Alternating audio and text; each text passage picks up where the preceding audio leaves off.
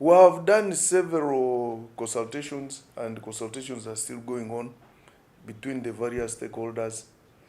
I'm just waiting for my minister to come back from the presidential tour so that now we can sit and continue with discussions and come to some logical conclusion. But I'd like to inform the general public and mainly the journalists that we shall handle, because it's not the first time that the journalists have been on such a strike.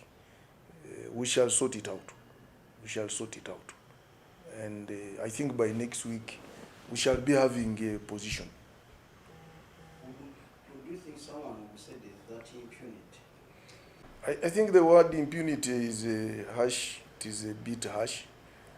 Because if police can even compensate the medical bills and whatever, it really implies that probably individuals who brutalized the journalists, police was not in for brutalization of journalists. So that shows you that there is no impunity at all.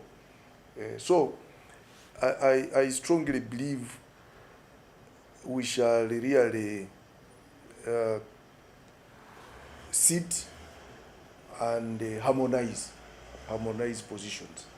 But to say that police ordered anyone to beat any people, that one is not the work of Uganda. That is not how Uganda police works, and I don't think they would have done that.